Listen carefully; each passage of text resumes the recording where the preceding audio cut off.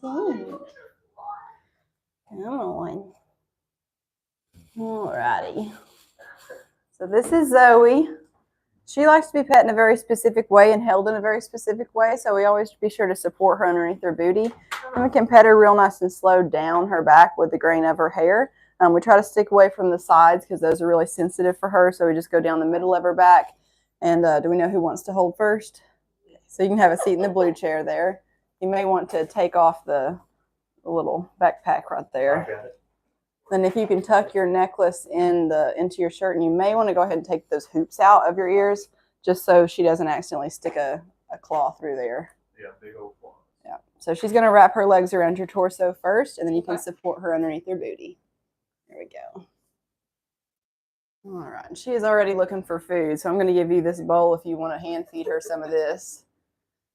Just keep in mind that they do have poor eyesight, so she's not going to be able to tell the difference between where the veggie ends and where your finger starts, so just don't put your finger in the mouth.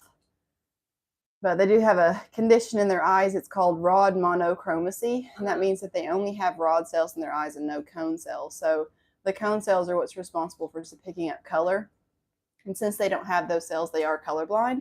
But what they do see, they pick up motion really well, so they can see things moving in front of them, but they can't really distinguish what it is. If you've ever watched a movie that has like some night goggle vision scene in it, that's kind of what they see. So they actually do see better at night than in the day. Those rod cells function the best in dim lighting rather than real bright light, and that's kind of why they move around more often than in the evenings and at nighttime as well, because they can see better, and a lot of the things that could possibly be out to hurt them are asleep. So the babies that y'all keep around here are her babies? No, so Zoe's still a baby herself. She's only 17 months old. They don't mature until they're about 2 years old.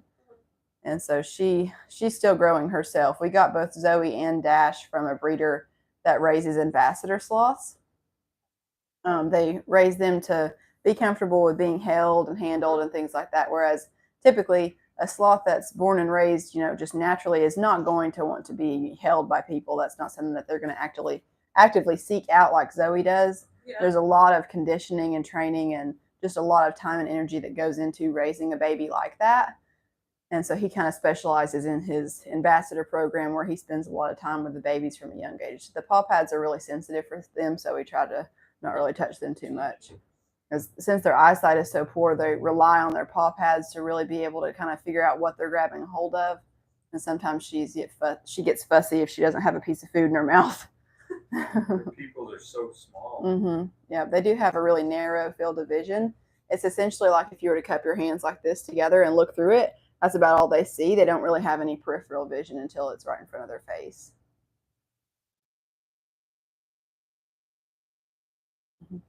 Crazy that they survive on that. Mm-hmm. Well, they're so slow that a lot of things don't really see them, and they also have a lot of moss and algae that's living all down their backs. They need that for not only camouflage but to feed the moths that live on their backs, and so that's really important for them because they rely on those moths to give them the bacteria that they use to digest their food. So it's all a really complex system that has to stay in functioning order or it wouldn't work out. Where were you guys from? Memphis. Oh, okay. How'd you hear about us? TikTok. Yeah. That's definitely our biggest following right now. Really? Yeah. TikTok and then Facebook and YouTube are catching up there. This fellow's just constantly eating. Mm-hmm. Yep. She stays hungry. They eat on average about 10% of their body weight every day, but I think she probably eats a little bit more than that. She got spoiled. Mm-hmm. She's so cute.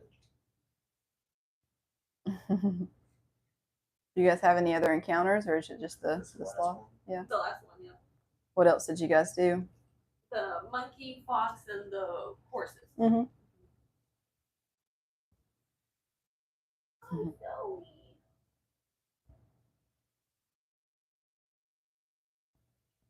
You guys staying down here or headed back to Memphis afterwards? Yeah, right after this, Yeah. we're gonna drive back. Yeah. I start my new job Monday, so. Yeah. Hey, buddy. Mm-hmm.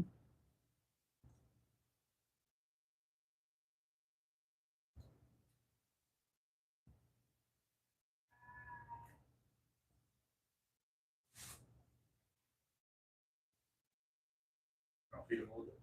Here.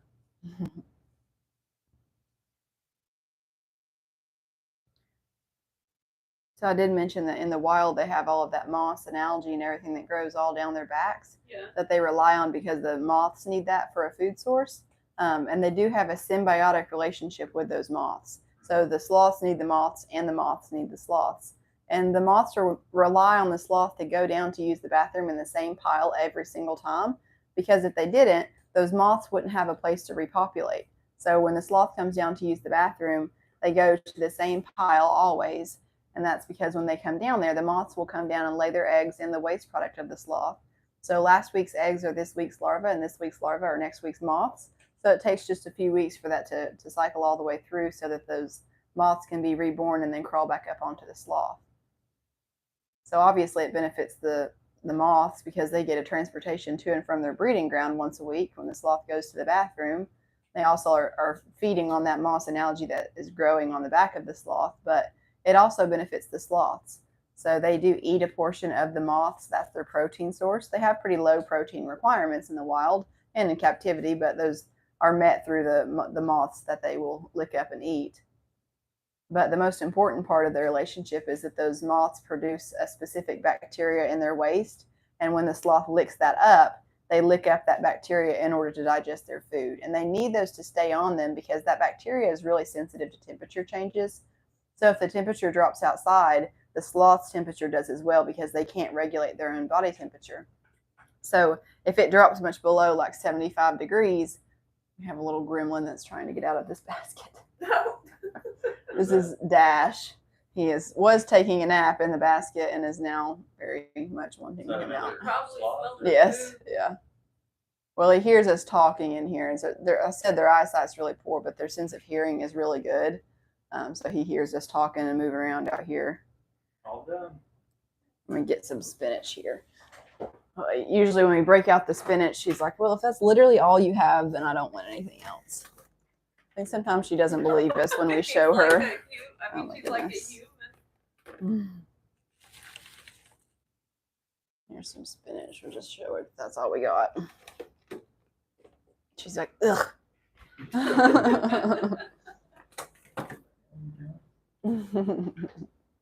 That's all we got, girl.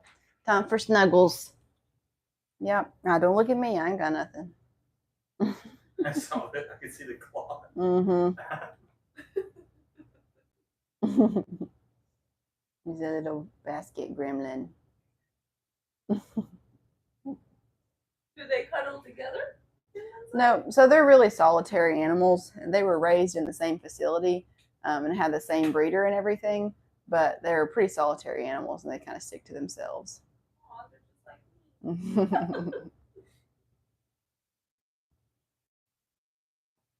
me. No nibbles on the arm, girl. Did you want to do that TikTok? Yeah, let's do it. Where? Your phone? Yeah. I'm gonna make a TikTok. That's fun. Oh, and I'll finish. Spinach is definitely not her favorite, but if I break out the spinach, that usually proves to her that we're not lying when we say we have nothing else. Go on the search. Search. Yeah, I'm trying to find the sound first. You got the volume. Aww. Was it I'm a mom? I'm a mommy. Have you seen the Love Island TikTok sound? She was like trying to tell him she's oh, there's no internet. Well, never mind. Oh no. But she was trying to tell him she's a mom, and she's like, I'm a mommy, and he's like, haha, mamacita. And then she's like, no, I'm a mommy. And he's like, a mama what, a dog? Oh my gosh. She's like, no, a human child. Oh. Just poked his head. Oh, babe, she's all about the snuggle. Yeah, so you can see how curved her spine is when she curls into a little ball like that. Just be careful about rubbing her hair up the opposite way. So right now you're kind of rubbing, yeah. She gets really particular about when her skin is being touched. She doesn't really like it too much. She gets real particular about it. But when she curls up into a little ball like that, you can kind of tell how curved her spine actually is. And they're part of a superorder that's called Zethorans. And that just means a mammal with a hinged spine. So armadillos are part of that superorder. Sloths and anteaters are also part of that. So those are the only three mammals that can curl their spines all the way up into a little ball. Are they prey animals? Mm-hmm. Yeah. What preys on them? So the number one thing that's out to get a sloth in the wild is the harpy eagle.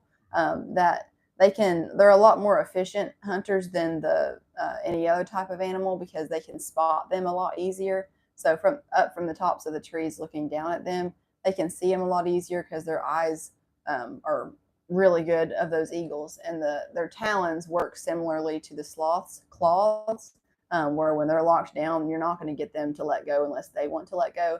So pulling a sloth's claw down off of a branch is a lot more difficult than lifting it up off the branch. So that's why the eagle, it's a lot easier for them to get that sloth off of there.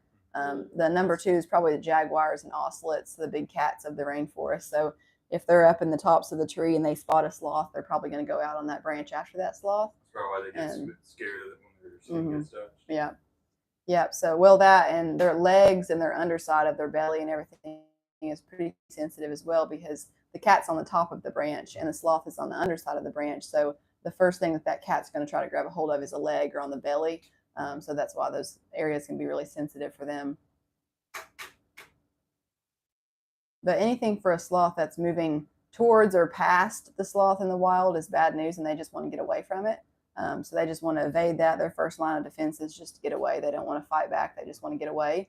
So they'll go to the very end of that branch. And if the cat or jaguar is, daring enough to press that matter to go out on the end of that limb with the sloth, and that branch eventually breaks, that's kind of best case scenario for the sloth because the sloth is almost certainly going to survive that fall, and the cat's probably not going to be as lucky. So the sloth is built to be able to withstand a fall from up to 100 feet in the air and be completely unharmed, whereas the cat's probably going to try to land on all fours. And falling from a height of 100 feet in the air on all four legs, you're probably going to break several legs. So that's probably not going to work out too well for them. But on average, sloths actually will fall out of the tree about once a week, whether that's due to just a miscalculated step where they're going to grab for that next branch and they actually grab their own leg, or they're going out to the end of that branch to get away from something that startled them and then go out there and that branch breaks. But sloths are kind of designed like trucks on the inside. They've got a total of 46 ribs. And with all of those ribs, that's double what we have. They go down all the way right up against their hip bones, basically, and it's just a protective casing or shell for them. And it protects all of their internal organs and everything like that. So when they fall, they don't really sustain any type of internal damage because they've got a lot of connective tissue that's holding everything right together, right where it should be in the middle of their body cavity. She's asleep. Been just a little bit over half of our time. Did you guys want to trade out, or were you wanting to hold the whole time? Were we to trade out? Yeah. Okay. All right. So you won't have to do anything. Once she realizes that I'm standing right here, she'll transfer onto me, and then I'll transfer her onto you. All right, girl. Let's go night-night. Come on, look this way. Come on, girl. So there we cute. go. All right. Now get out of my hair. There we go. Girl. All right, so she's going to wrap around your torso first, and then you can support her underneath her booty. There we go. Oh, no, girl. She's probably going to be looking for some more food, so I'll give you this bowl just to kind of keep showing her that spinach is all we've got. And hopefully she'll settle down.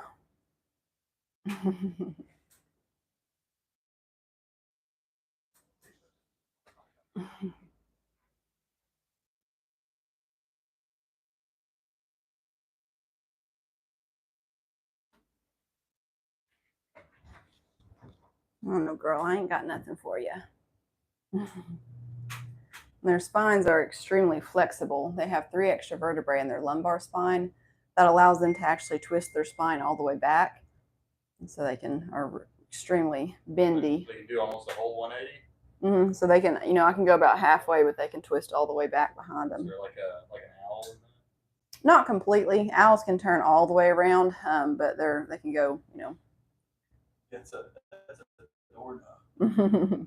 She explores a lot right there trying to open up that door.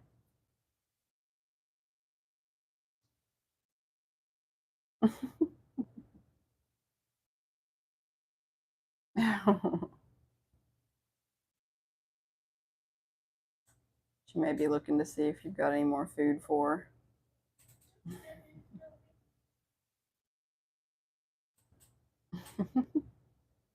She says, "Oh, sad day."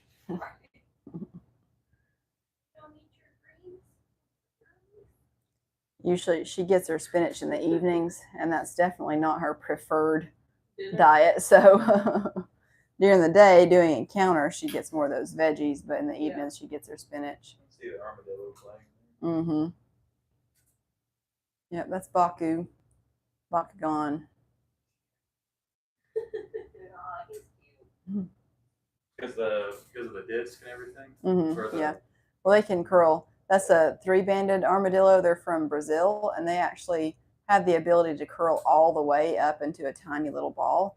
Whereas most other armadillos can't actually. They can curl up, but they can't make a complete circle where they have a head plate and their tail that goes right next to each other.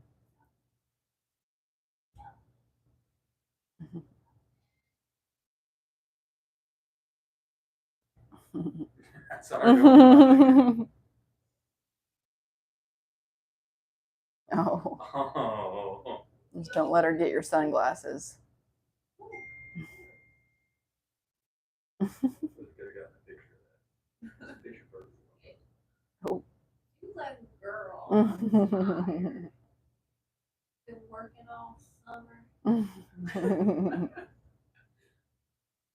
What are you doing, girl? When I get a hold of you, you get all playful. She says this is a different seat. You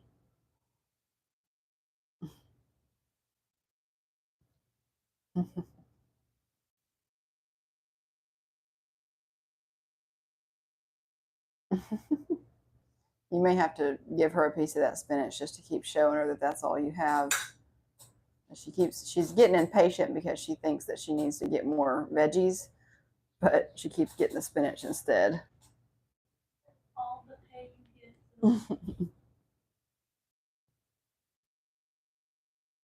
She says rats. Her eyes do bulge out. Mm-hmm. Yeah. Those look so smooth. So traditionally, when most people picture a sloth in their head, they think of a 3-toed sloth because those are the ones that have like that darker band across their eyes, and they look like they're smiling all the time. Now, 3-toed sloths are extremely difficult to keep in captivity because their diets are extremely sensitive. They can really only eat the leaves of the sarcopia trees that naturally grow in the rainforest, and those don't grow here. So basically, to own a 3-toed sloth, you basically have to own a private jet as well to fly you to and from the rainforest once a week to get those leaves, which leaves don't keep very long in the fridge, so you have to make pretty frequent trips. You trying to get in there with Baku?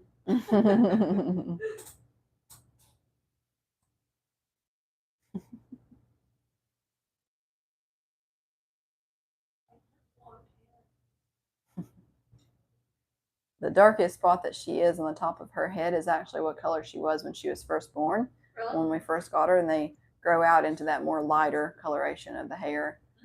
They don't shed out their baby hairs, they just grow into their adult hairs. You're going to get your head caught in that. Would be unfortunate for you, sir. He's real dark compared to her. Yeah. Is he older? No, he's younger. So when they're younger, when they're first born, they're dark like that. Okay, that's the baby sloth. Yeah.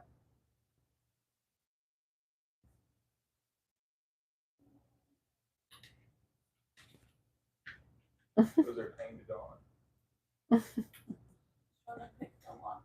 I bet you could with them claws.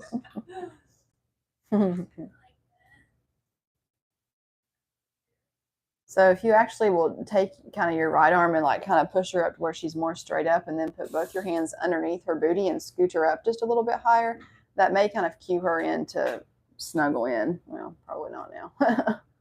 Sometimes if she just has a little bit of a help out there, then she'll snuggle in up around your shoulders. Just don't let her get, don't let her get a hold of a finger or anything. Yeah, she holds on strong. Mm-hmm. Their grip is really impressive. So clamp down like that around a branch or an arm is their relaxed state. Actually, have to loosen that claw up and straighten it out. That's more stressful. That's when they're using more energy to do that. Mm-hmm. Wow. Zoe. Did she bite you? No. She's just looking for food. Just thinking my finger was a carrot. Yeah. She's like, you're hiding it somewhere. Yeah.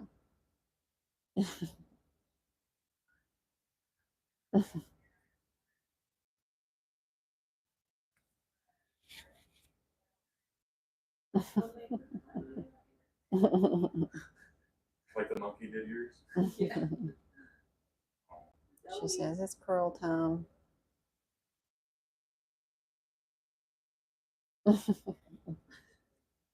Girl. There we go. Uh-oh. There we go. Those make for some really good pictures when she's snuggled in like that around your neck. If you want me to take any pictures of both you guys sitting there too, I can do that.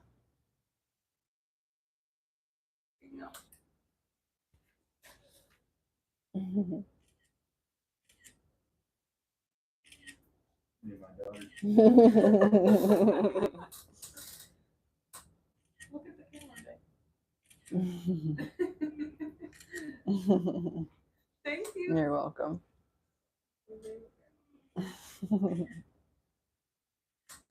What are you looking at, girl?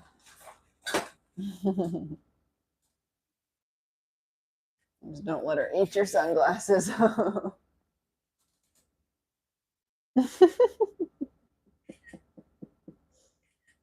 Okay, love you. Look at that. Baby. All the fun. I know. And once she has her belly full, that usually is her favorite position to be in, is up real close around your shoulders like that. That's where she feels most secure. And if there were to be like a loud noise or if I drop something on accident, that's the first place she goes to, is up around your neck.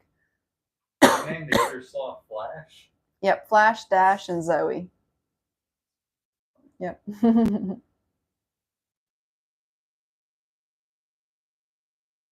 like he's eating the basket.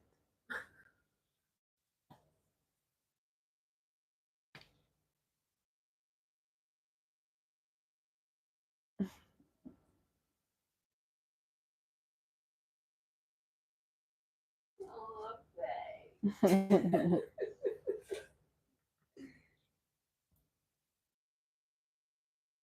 How does it feel? Yeah. Just like a baby.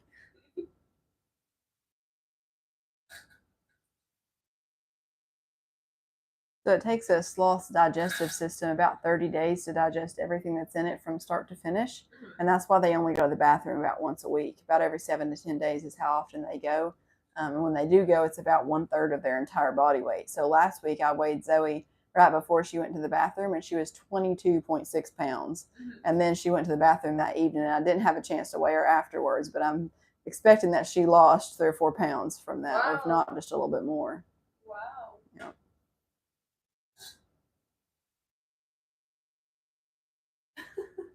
She's out of right. Usually with just a little bit of encouragement like that, that's where she snuggles in. Really? Mm-hmm.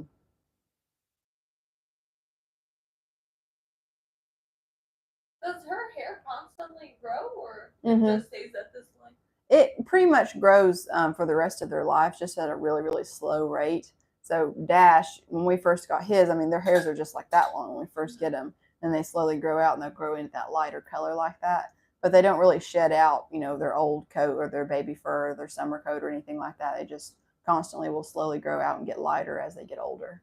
Everything about them is slow. Yeah. Yeah.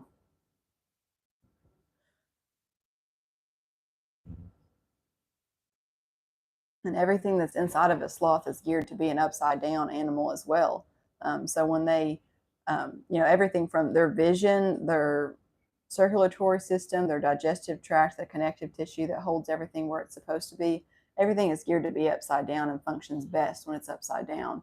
Whereas if they were to fall out of the tree and be on their chest or on their belly crawling, that's like their vision is flipped. That would be like us being on our backs, and it would be pretty difficult to navigate. Yeah. So that's how it is for them. And their circulatory system is also extremely adaptable. So for us, we're built to be upright creatures. Our feet are at the lowest point and our heads at the highest.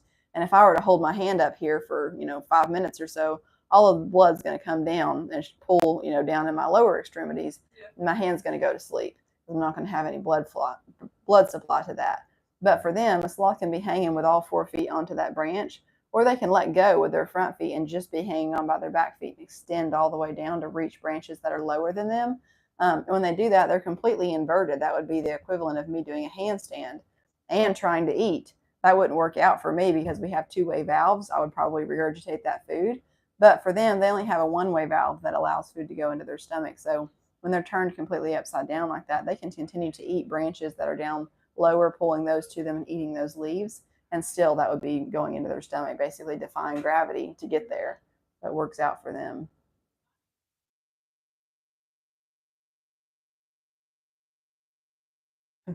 She's just so peaceful right now. It's like the fennec fox. Yeah, yeah. I would take her nap after lunch. Got me about to take a nap with her. She said, no, you're not. Our time is right at up, though, so I'll go ahead and take her from you. All right, Zozo. Come on, girl. Work is Let's over, go, Nat. girl. Come on, girl. I know. Dinner money made. Right. We've got some more people out there that are wanting to visit with her. Just don't forget your jewelry and bag and everything. So, yeah, it's fun. My legs go to sleep there.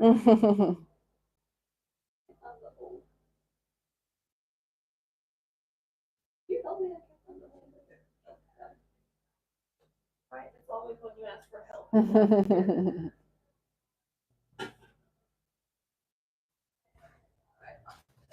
Is that your phone? I got mine right here. That one's probably mine. Yeah, All right. You're very welcome. Thank you very much. You guys have a good one. Bye, guys. Be safe going back. Are these my next people? Okay. You guys ready?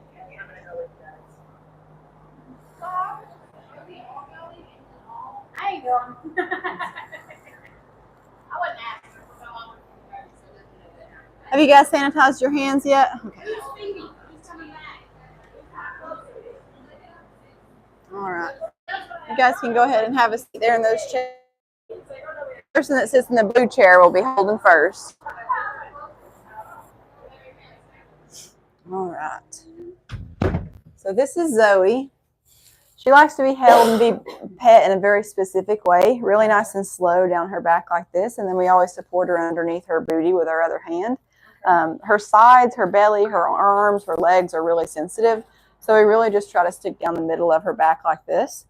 So when I twist her around, she'll grab a hold of your torso with her back legs first, and then you can support underneath her booty. There we go. I'm going to get some food out here. That way we give her some snacks to keep her occupied. I don't know, girl. You want a piece of spinach for a second? So Zoe is about 17 months old. She's still a baby. She's still growing, although she's pretty much plateaued off with her weight. She shouldn't get to be too much more than she is now. I weighed her the other day. Of course, it was right before she went to the bathroom, so she was about at her heaviest, but she was about 20 pounds or 22 pounds is what she was. Of course, that was right before she went to the bathroom, so she lost about a third of her body weight after that. But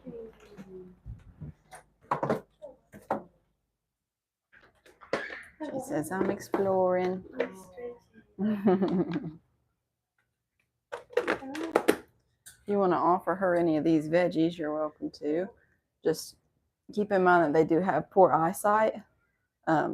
So they can't really distinguish where the veggie ends and where your finger starts. So Oh, don't stick okay. a finger in their mouth or anything. I'll give you this bowl if you want to hold that. So we've had Zoe ever since she was about 5 months old after she was weaned from her mother. And then after she was weaned, she came here. But before that, she was conditioned from a very, very young age to enjoy this type of interaction. A normal wild sloth that is just raised, on their own is not going to be wanting to be held by people like this. It's going to be a completely different experience for them. It would essentially be the difference between holding a house cat and a feral cat. You'd probably walk away from that looking quite differently.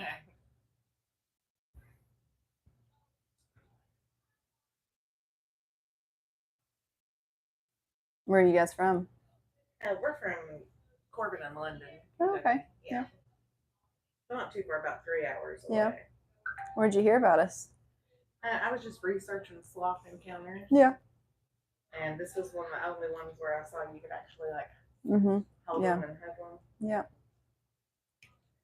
There's not a whole lot of breeders out there that go through the whole conditioning phase that the breeder does that we get them from. We got both Dash and Zoe from them. He's actually a veterinarian, and what started his program over 30 years ago were some injured sloths from the rainforest that they were trying to rehabilitate, but the ones that could not be rehabilitated is what started his breeding program. And then since then, he's had generations upon generations born and raised in captivity for this type of interaction.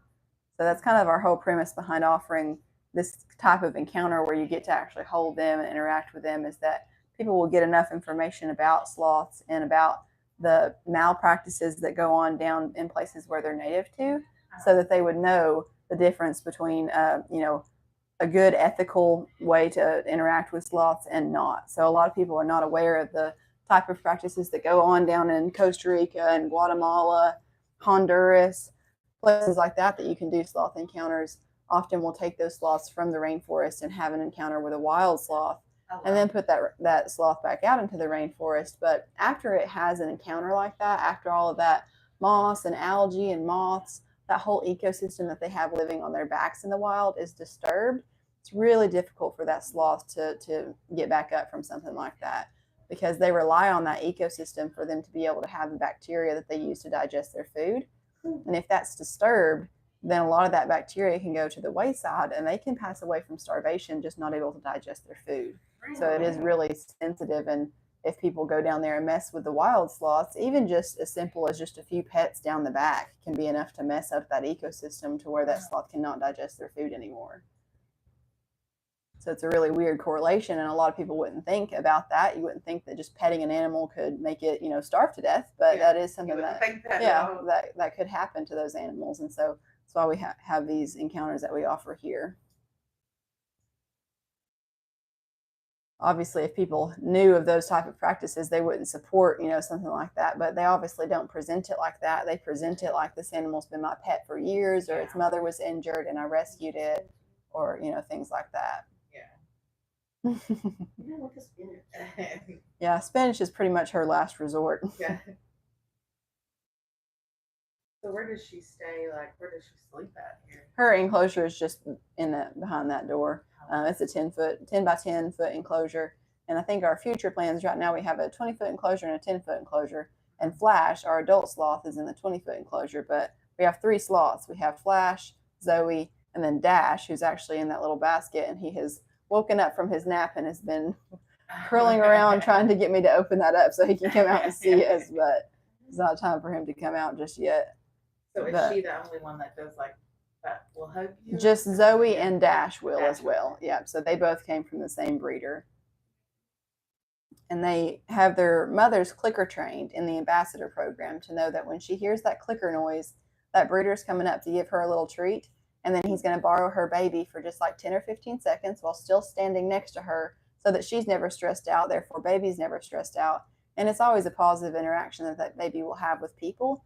And then that they'll have that every single day, and that time will slowly increase just a little bit more and a little bit more as the baby's comfortable with it, until when they're, ready to be weaned around 5 months old, that baby's then used to being held for upwards to an hour a day at a time.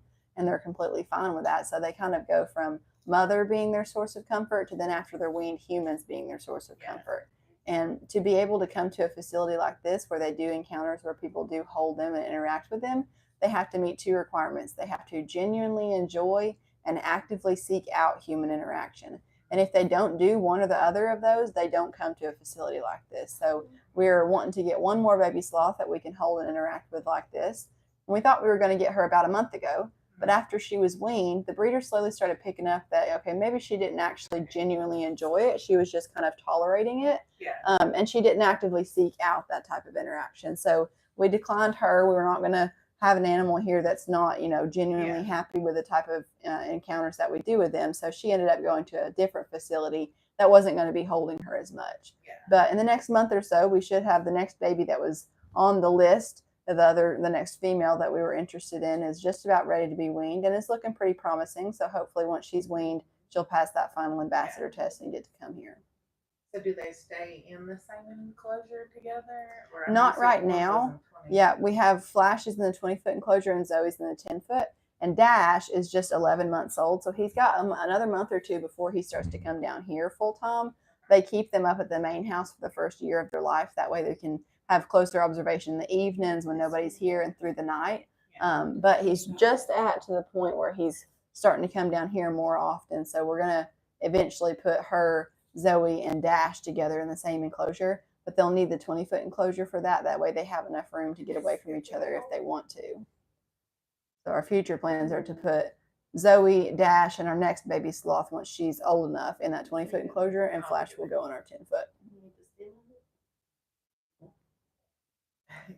Sometimes you just got to keep showing her those spinach leaves so she finally gets it through her head that that's the only thing she's got left. So there's no more. Yeah. And I've tried the just abrupt stopping, like not giving her anything more, and she doesn't believe you. Like she will continue to look and be like, no, you have it somewhere. Yeah, where is it at? And she gets more and more adamant about it. Where is it at? Where's the good food at? Sometimes she gets so obsessed with that cup holder right there. I think somebody has spilt some type of a drink or something in it, and she will just bury her whole face down in there.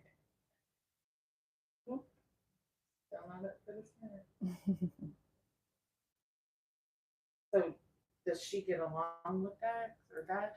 Well, they have not ever really encountered each other before.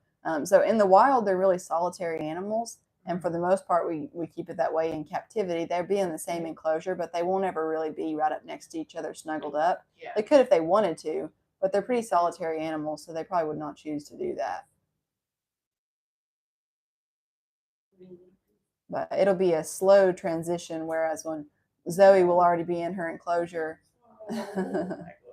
and then Dash will be in a smaller, enclosure in that enclosure, and so they'll have access to seeing each other and smelling each other, but not able to really, kind of the same way how you introduce cats to one another. If you get a new cat in your house, you keep it in a separate room, then you put it in a crate and move it out, and it's just a slow transition over.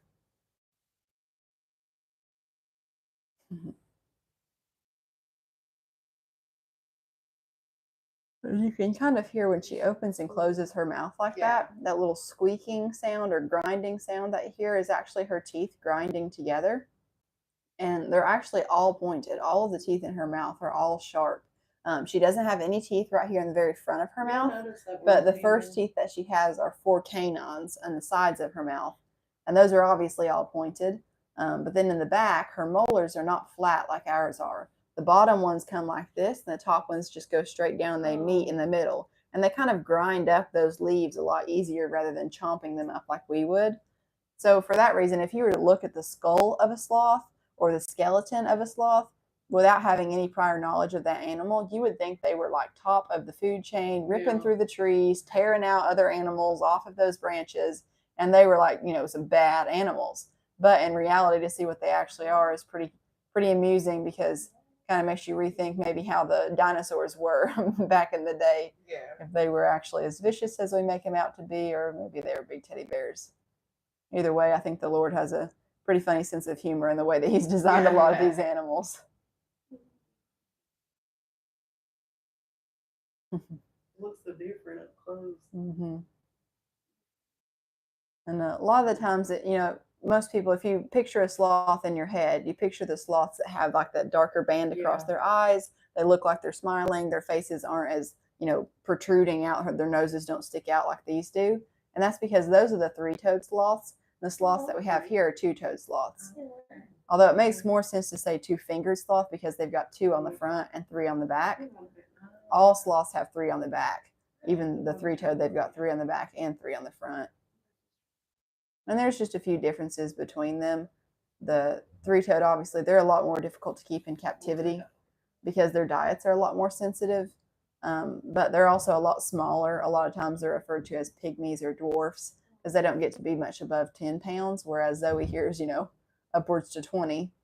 The two-toed sloths get to be a little bit bigger. And you may have to, with your right arm, kind of like lift her up where she's kind of straightened up a little bit more. And then if you, just keep going where you bring her up a little bit closer up to you. And then if you scoot her in, sometimes she just needs a little bit of encouragement to get back into a position where it's comfortable.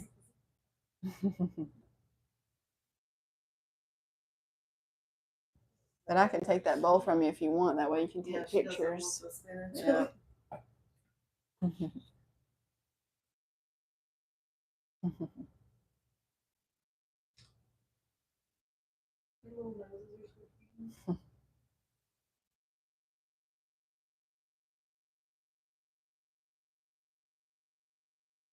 So I did mention that in the wild they have a lot of that moss and algae growing all down their backs, and they use that for camouflage.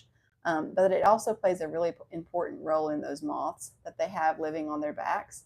And it's a symbiotic relationship, so both parties benefit.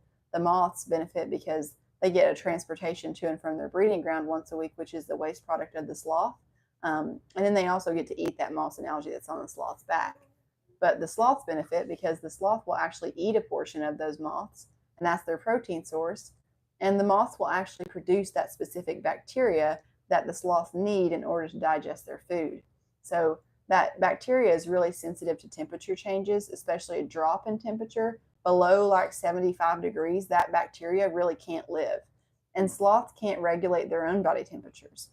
So if the outside air were to drop, which it does in the rainforest occasionally, if there was a storm or through the night, it can drop. But it's not an issue for the bacteria of a wild sloth because some of that may be deteriorated, but all they have to do is groom themselves a little bit more and lick up some more of that bacteria that's on their backs, and it's constantly replenished.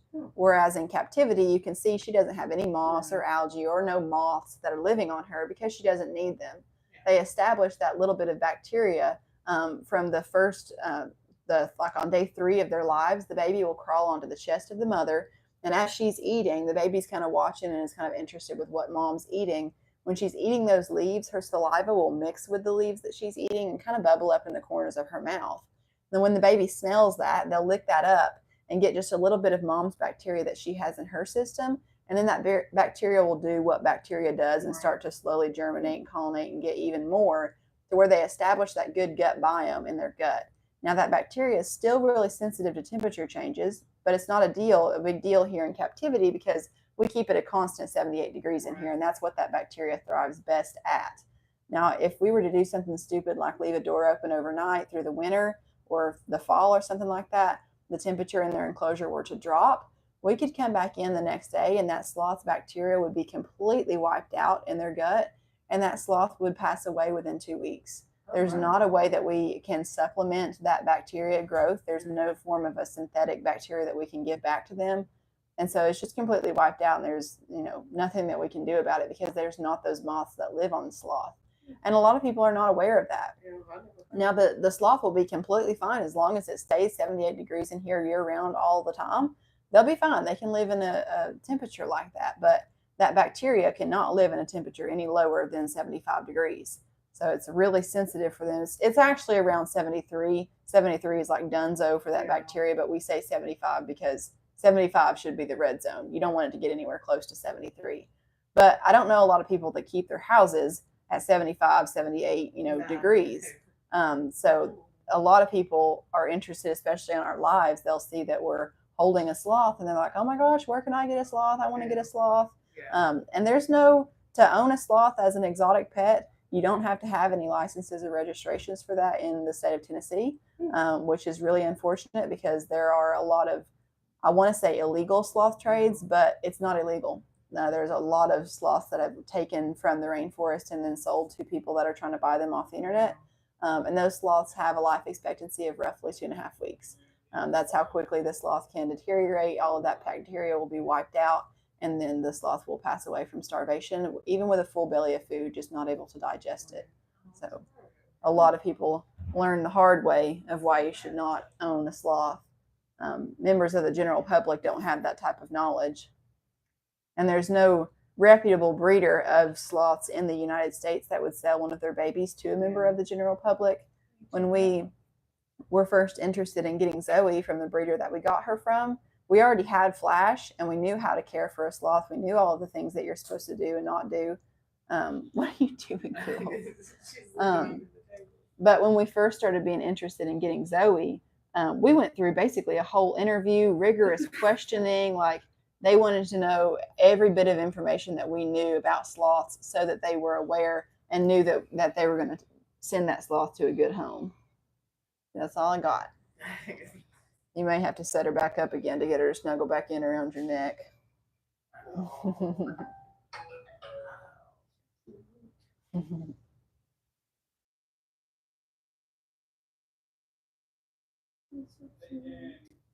You guys want to trade out about now so you have a little bit of time to hold too? So I'll transfer her onto me, and then I'll transfer her onto you. So you won't have to do anything. Once she realizes that I'm standing here, she'll just grab a hold of me. All right, girl. Come on.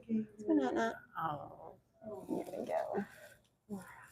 And if you guys will switch out chairs, that blue chair is just a little bit more comfortable to sit in.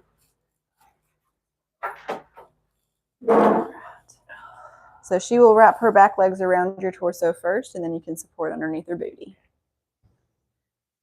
There we go, girl.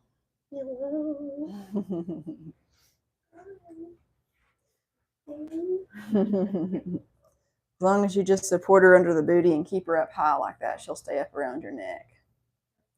And that's her favorite position to be in after she's got her belly full. She showed us that pretty early on in the first just few weeks of having her. That's her favorite position to be in of all time.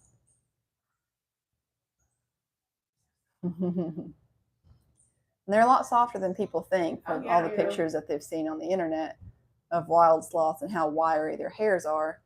But they have the same type of hair. If you were to look at one individual hair of a sloth under a microscope, you would see there's a lot of tiny micro cracks all throughout those hairs. And that's what allows the sloth to have the capability to grow all that moss and algae on their backs. That rainwater will, over time, repeatedly, those cracks will be filled with that rainwater and it'll start to form that moss.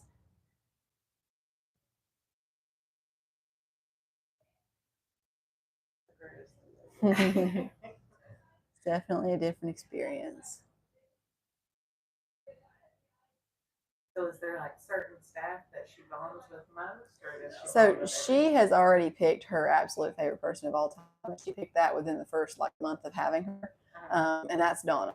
So Donna is John's wife. She does all of the virtual sides of things up at the house. They both run this place beautifully. John down here and her from the house, and she does a great job of keeping all the bookings in order and giving people phone calls, making sure everything's up and running from the virtual side. So she's at a computer pretty much all the day. And when we first got Zoe, she's a holding sloth. So she was conditioned to enjoy this. And anytime she's stressed or worried or anything, she wants to be on somebody. And that somebody was Donna for the first, year of her life when she was up at the main house. And so she attached herself so much to Donna that Donna can't really come down here and do these type of encounters with her anymore. Because if she's in the same room as Donna, Zoe could care less about who she's on. She's just trying to get to Donna. And so I had the privilege of listening to her do an encounter with the sloths when I first started working here, when I was first learning everything to talk about and everything like that. And I did one with Donna, and she had to lower her voice and step to the corner of the room and not, try to be as far away of Zoe as she could, because Zoe was just adamant about where she at, I'm trying to get her, where's she at. And they do have poor vision, so she couldn't really look and know where she's at. She just knew she was in the room and knew she wanted to get to her. Yeah. So Do they see better at night or? they do. So did I mention the rod monochromacy that they have? Okay. Sometimes the encounters, the one that I had just before you, sometimes the stuff that I say starts to run between. I can't remember what I've said and not said, but they do have a condition in their eyes that's called rod monochromacy. And that means that they only have rod cells in their eyes and no cone cells. So we have cone cells in the back of our eyes that allows us to see color, but since they lack those cells, they are colorblind. The rod cells that they have a lot more rod cells than we do in our eyes, and that picks up motion. So she can see something moving really well, and it's actually kind of heightened for them compared to what it is for us.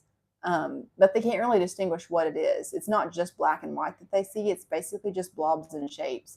If you've ever watched an action movie that has like a night goggle vision scene in it, that's kind of what they see, and they do see better at nighttime. Night goggle vision doesn't really work that well in the daytime. But even with that, at nighttime, they can only see shapes. They can't see faces or distinguish who's who. They have to decide that by hearing and sense of smell. So since their eyesight is so poor, their sense of hearing and smell is heightened. So noises that just are normal to us are a lot louder for her. Even just somebody laughing or coughing or something like that, it's a lot more heightened for them, and you can actually feel them kind of tense up around you.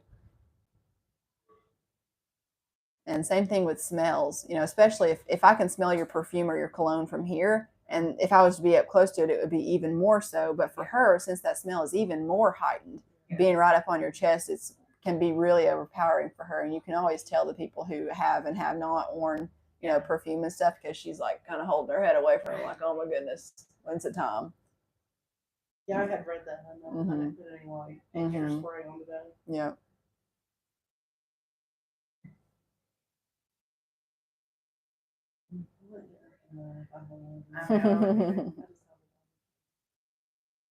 It's pretty nice on the slower days because they're very routine animals, and they establish their routines, and they like to stick to that. So even if Zoe she was fully booked for today. And so that means that she had an hour in the morning and an hour in the afternoon, and then she's done. That's her fully booked schedule. So she had 30 minutes with two people this morning, then 30 minutes with another. And then same thing with the lady that was in here just before. You guys had her for 30 minutes, then you guys have her for 30 minutes. And that's her fully booked schedule. And even after she's fully booked, here in just a little bit when I go in there to start cleaning up her enclosure and stuff, she's still climbing through the branches at me, trying to get me to pick her up. She'll be going, meh, reaching and trying to get my attention so that I'll pick her up. Because this is what she genuinely enjoys to do. But they get their routines down, and she knows in the mornings that we do flashes encounters usually right before hers. And a lot of people will book a VIP where they spend 30 minutes with Flash and then 30 minutes with Zoe. So she gets to know that when we're out here feeding Flash, talking about Flash, saying his name and everything, and then we go in there, that's always her routine. We talk about them, we go in there, and then it's her turn. But if somebody, for whatever reason, has just booked to see Flash and not Zoe, then she's kind of like on edge, like, what the heck, man? I thought somebody was supposed to be coming in here to hold me. And she'll be like, already, like, we'll leave. And I'm come back in here, and she's like at the window looking at me like, excuse me. Who's hugging me? Yeah. And so if I have a little bit of a slower morning and I don't have anything to catch up on, then I'll just go in there and hold her for a little bit and give her some love-ins, just because that's what she does enjoy and that's what she gets used to. And we try to stick to their routine as much as we can.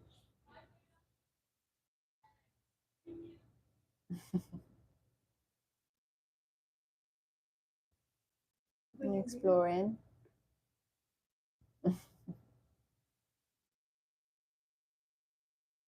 And you would think that looking at her and Dash, especially Dash, because he's real little, that they'd be really fragile animals, and that if you drop them, that'd be like the end of them.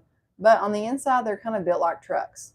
So they've got a total of 46 ribs, so that's double what we have, and those ribs go all the way down right up against their hip bones. Girl. She might be just a little bit unhappy with your right hand being right there around her side. She gets really sensitive about her sides being touched. No, Zoe. Quit, girl. No, she just sniffed it. That's all I got. You may have to do the same thing that she did, where you take your left hand and kind of scoot her back up to where she's sitting upright, and then scoot her up a little bit higher to where she snuggles in again. She has 46 ribs. Mm-hmm. So those ribs go all the way down, basically right up against their hip bones. It's kind of a protective casing for them. On average, they do fall out of the tree about once a week, whether that's due to a miscalculated. What is she doing? She says, big stretch. Just a miscalculated step where they're going to grab the next branch and they actually will grab their own leg. They do that occasionally because their eyesight is so poor. Or if they're startled by something and they're trying to make it out to the very end of that branch and that branch eventually breaks under their weight, that happens occasionally as well. But it's not a big deal for the sloth because they're built to, they're designed to withstand falls from up to 100 feet in the air and be completely unharmed. So when they fall, they're not like a cat where they try to land on all fours. They just kind of go spread eagle and all four legs go straight out. And they kind of fall like a pancake. And when they do, they don't really sustain any type of internal damage from that because all of their organs on the inside are suspended right in the middle of their body cavity really tightly with connective tissue. So they don't really experience internal damage like we do if we were to get into a car accident. Yeah. And their bones, they don't really have anything break because their bones are extremely pliable. So they kind of hit the ground, their rib cage just kind of flexes and then goes back to normal. So, yeah. So up to 100 feet. Mm-hmm. And those sarcopia trees can go up higher than that. And they tend to stay in the very tops of those trees. And so if it's, if something were to startle a sloth and they're trying to get away from it, they're getting to the end of that branch, and say it is a jaguar or an ocelot or something that is wanting to do them harm, and they end up both going out to the end of that branch and it breaks, that's kind of best case scenario for the sloth because it's probably going to survive it, and that cat's probably not going to survive that fall because they're going to be trying to land on all fours and they're probably going to break all fours. Yeah. So that sloth will just go back up the tree where it came from, and that cat's probably going to be laying there for a while. That's kind of their first line of defense or defense mechanism is to just evade it. They don't want to deal with it. They want to get to the end of it and hope that branch breaks. Yeah. And that's why the legs, the arms, and the sides and the belly of a sloth are really sensitive because if this is the branch, they're on the underside of that branch and the cat's on the upper side. So that cat's going to be reaching down and scratching and biting at the arms and the belly, trying to get a hold of that sloth. And you can see when she's bending around and being exploratory and everything that spine is extremely flexible. Oh, yeah. And that's because they do have 3 extra vertebrae in their lumbar spine that allows them to, I can turn about halfway, but they can turn their spine all the way back to be able to look back behind them. And the 3-toed sloths, they can do it similarly. They don't have the 3 extra vertebrae in their lumbar spine, but they have it in their cervical spine. So I can turn my neck, again, about halfway, but they can turn it all the way back to look back behind them. So just a few little differences like that between the 2-toed and 3-toed. And then the 3-toed also have just a little bit of a tail. And it's actually thought that the tail of a 3-toed sloth is what allows the 3-toed sloth to have even more moths on them, because when they come down to use the bathroom and they're going to the bathroom, those moths are coming down and laying their eggs in the waste product of the sloth. And then the eggs from 2 weeks ago have now developed into adult moths and are trying to crawl up onto the sloth. And when they're going down to the bathroom, they're using that tail and kind of wiggling that tail around. And it's really gross, but that's what allows the moths to get back up on that sloth a lot easier. Because those moths do require direct contact. If the sloth went to the bathroom at one base of the tree and then another spot and then somewhere else, the relationship would not work and the sloth would not be able to exist because they require that moth requires them to go to the same spot every time because they can't fly around and just find that sloth. They have to have that direct contact. Yeah. And so the Lord designed it extremely well for that system to be able to work in working order exactly how it's supposed to be. And if it didn't, if it's thrown off even just a little bit and it wasn't instilled into that sloth that it's supposed to go that same pile every time, then the relationship would not work. These animals would not be able to live. Oh, you can't have a phone or a blanket. You're rotten. Did you know that? That's all I got. Maybe this one?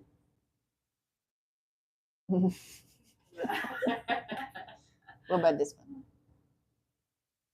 No, you can't have the blanket. No, that's not your blanket. Girl. Please. Come back over here. There we go. So how much does he weigh? He's about 6.5 pounds. Oh, Yeah, so so he's a lot smaller. Yep. And the flash weighs. Flash is about 15, 16 pounds, but that could be a little bit different now because since we don't hold him, we don't weigh him near as often as we do Zoe. So He's just a little smaller than she is. yeah. And he looks bigger because he's longer. He's a lot more cylinder shaped, where she's kind of shaped like a pear. She's got a little Buddha belly on her, but she is just a little bit heavier.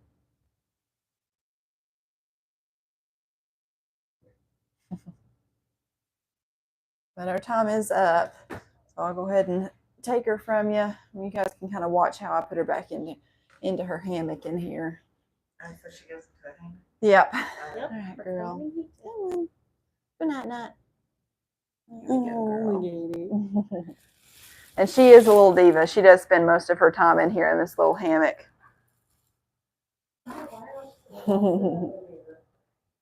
Do big stretch. And then if I stand here in her enclosure for very long, she starts to do this, where she'll climb back through the trees at me, trying to get me to pick her back up. And if you listen, she makes little whimpering noises. I think she already made her noise, but we're going to have to head out. Otherwise, she's going to be trying to grab back onto it. I know, honey. I'm very sorry. I'm very sorry.